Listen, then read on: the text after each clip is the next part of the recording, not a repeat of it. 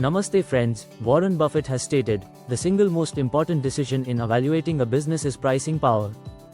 If you've got the power to raise prices without losing business to a competitor, you've got a very good business. In product management, pricing is one of the most critical pieces that determines the success of the product. If pricing is right and matches the customer's willingness to pay, then you have a solid product offering that matches the customer's need and is perceived as valuable by customers. If the pricing is not right and there is a mismatch in customers' willingness to pay, then high chance of failure of the product because of dissatisfied customers. What is willingness to pay? The maximum amount a customer is willing to pay for a product or service.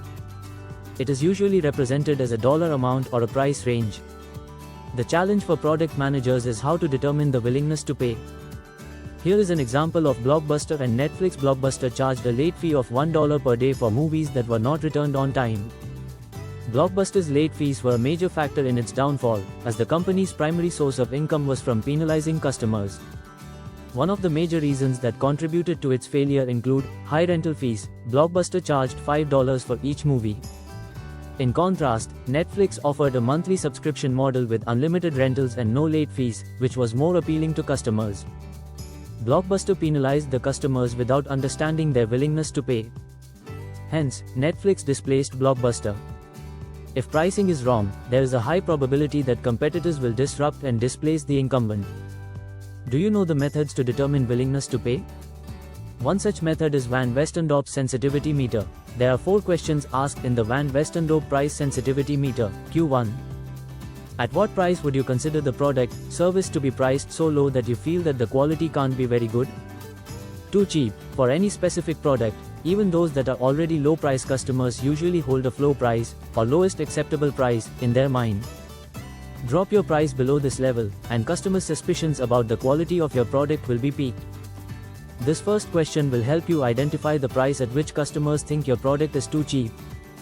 Q2. At what price would you consider this product, service to be a bargain, a great buy for the money? Cheap, good value, everyone loves a bargain. And some customers are more deal prone than others. This question helps you to pinpoint the price at which your customers believe they're getting a great deal. This is invaluable information, and if you're already tracking competitors' prices, it can help you gain a price advantage over rivals' products. Q3. At what price would you say this product, service is starting to get expensive? It's not out of the question, but you'd have to give some thought to buying it.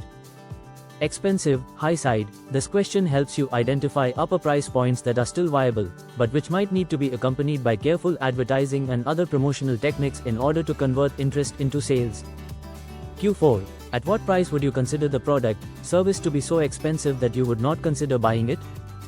Too expensive. The final question in the Van Westendorp price sensitivity survey is designed to help you discover the ceiling price for your product, the price above which sales are likely to fall off drastically.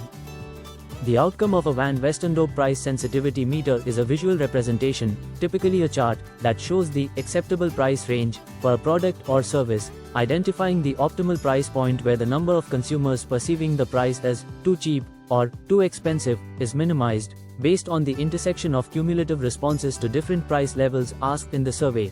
Essentially, it helps businesses understand where to set a price that balances value perception with market acceptance.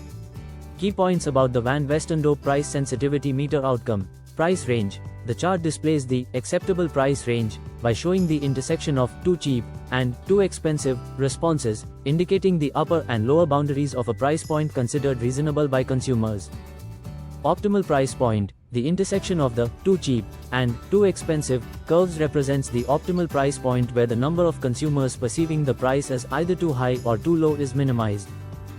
Point of marginal cheapness. The intersection of the too cheap and cheap, good value curves, indicating a price point where consumers might perceive the product as being of low quality due to its low price.